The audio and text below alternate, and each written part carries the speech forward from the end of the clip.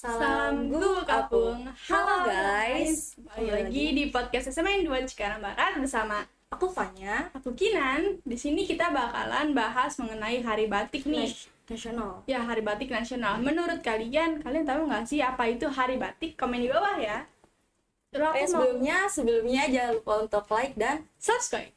Oke, sebelumnya nih menurut Kafanya tahu nggak sih sejarah Hari Batik atau kayak kenapa Hari Batik?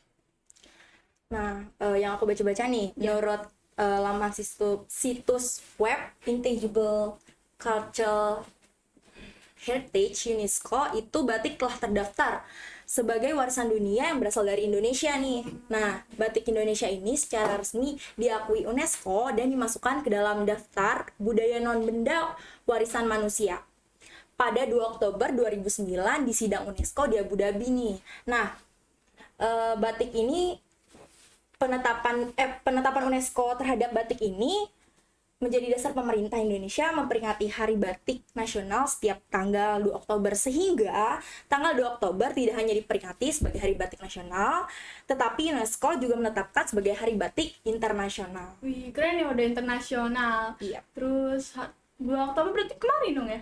Iya, bener banget. Nah, menurut kamu nih ya, tujuan UNESCO atau pemerintah sendiri nih menetapkan adanya Hari Batik tuh apa sih menurut kamu? Menurut aku ya, itu tuh biar masyarakat lebih sadar nggak sih buat melindungi batik dan juga melestarikannya, jadi nggak dilupakan oleh zaman aja gitu. Iya, betul banget sih.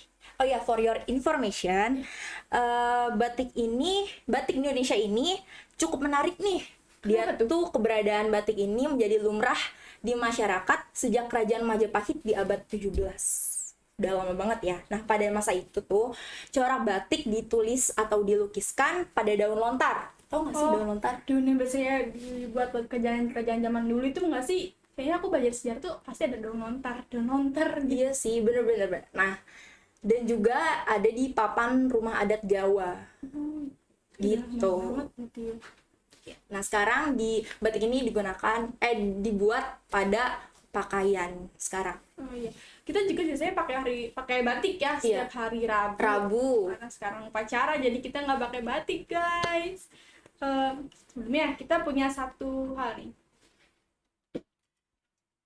Jadi kita mau nanya ke kepala sekolah, sebenarnya corak-corak yang begini itu batik bukan sih? Jadi langsung aja kita panggil kepala sekolahnya, Bapak Dedi Nur Hidayat. Hal-hal yang terkait dengan pemasaran, Pak Kepala nanti bisa kerjasama. Kan bukan orang lain, tapi bangsa kita. Salah satu yang pertama harus disosialisasikan adalah perlunya peran serta semua pihak. Mereka mungkin tidak tahu bahwa ada negara lain yang mengklaim itu. Iya, betul. Akan tahu bahwa itu milik kita, maka tugas kita ada. Selamat datang, Pak. Selamat datang Pak Dedi. Ya, selamat datang. Kayaknya nama Bapak salah dia tadi. Iya, maaf ya, Pak. Ayo, nama Bapak siapa? Pak Dedi Nur Hidayat. Betul, nggak boleh salah lah. Itu kan pakai hajatan itu. Sama seperti topik hari ini itu kayak pakai batik itu juga pakai upacara itu. Pakai sidang. Pakai sidang ya. Untuk dikukuhkan secara internasional ya pakai sidang ya. Ada pertanyaan apa tentang batik? Soal ini, Pak nih, motif ini menurut dari Bapak sendiri nih, ini tuh merupakan batik bukan sih gitu. Karena ini kayak ada bentuk motif-motif floral ya, bunga-bunga gitu. Ini printing ya. Printing.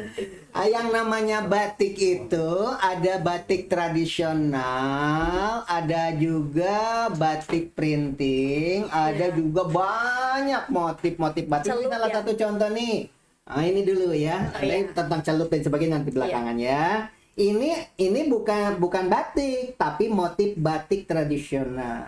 Dipakai untuk tutup kepala di Bali. Nah, ini motif batik, bukan batik. Ya. Ini juga untuk tutup kepala di Jawa. Ini motif batik. Nah, batik itu ada dua. Ada batik tulis, ada batik printing atau cetak ya. Gitu. Yang paling mahal dan paling bergengsi, tidak sembarang orang. Biasanya batiknya bukan pada kain mori, tetapi kain sutra yang paling mahal gitu kan. Itu biasanya pakai batik tulis. Itu barangkali tentang pertanyaan ini. Ini bukan batik, Motif ya. Bukan motifnya juga bukan. Ini bukan motifnya, bukan motif batik ini. Motif batik tradisional itu ada swastika, ada tumpal. Kalau di Jawa itu ada parang rusak namanya, ya. Kemudian kalau di Cirebon itu motif apa yo? Bengawan Solo jadi juga dari Cirebon. Cirebon motif awan. Motif awan. Kalau tumpal itu segitiga gitu ya. Dan masih banyak lagi corak-corak. Yang paling terkenal itu motif Kalimantan, begitu ya. Dan perlu diketahui, seperti tadi nama Bapak itu salah, katanya harus pakai upacara loh, pakai nama. Batik itu adalah salah satu pakaian upacara kerajaan. Tidak boleh sembarang orang dipakai. Zaman dulu yang namanya batik itu tidak boleh sembarang orang. Hanya keturunan kerajaan saja yang boleh pakai batik. Iya. Bukan turunan raja kan? Bukan. Nggak boleh pakai batik. Masih ada, kalau ada di Sunda itu ada nama Neng, itu dipanggil-panggil, itu pasti keturunan kerajaan. Ya walaupun dari selir.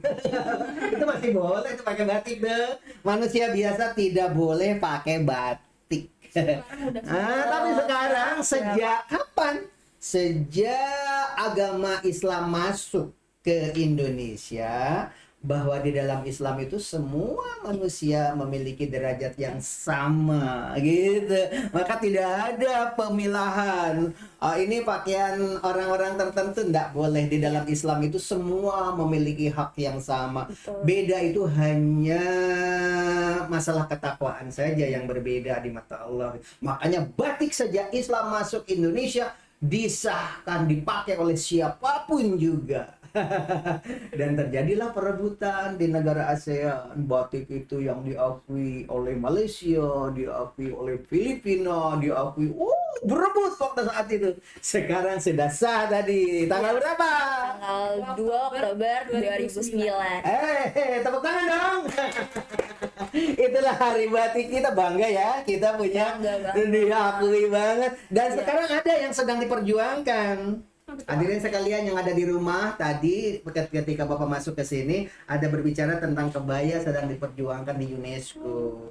Oleh sebab itu, penduduk Indonesia yang ingin mengklaim bahwa kebaya itu adalah kebaya warisan budaya kita, supaya tidak diambil sama negara lain, maka silahkan memoto pakaian kebayanya masing-masing, kemudian di-share, masukkan di aplikasi. Publish gitu ya Pak, di-publish. Iya. Dan kita di podcast Waglo ini sudah menayangkan tentang itu, bahkan linknya pun sudah ada di ruang komentar. Silahkan dibuka ya. Silahkan dibuka tentang batik ya. Di situ tentang bukan tentang batik, tentang kebaya. Tentang kebaya ya. Begitu barangkali hadirin sekalian yang ada di rumah. Waktunya kayaknya terlalu sempit Bapak dipanggilnya ini ya. Waktunya udah mepet banget ini ya. Tapi paling tidak ada pertanyaan lagi nggak? Apa ya kira-kira? Dari menurut Bapak kenapa sih setiap sekolah ini nih di Indonesia tuh pasti pakai ada seragam batik gitu?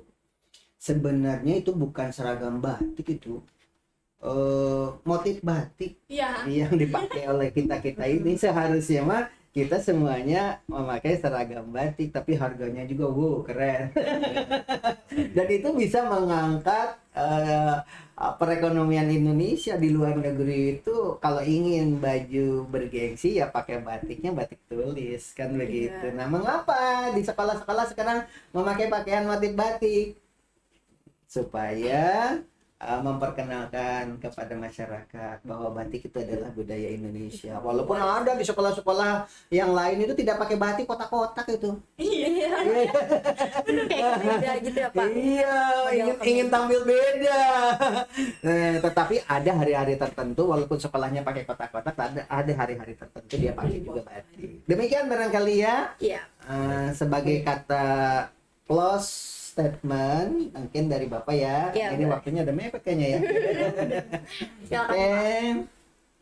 Mari kita lestarikan budaya Indonesia. Semua budaya Indonesia dari mulai wayang, batik, kebaya, gamelan, itu semuanya adalah seni klasik Indonesia, murni milik Indonesia. Jangan sampai lari ke negara Lain. Demikian, Mbak. Tanya.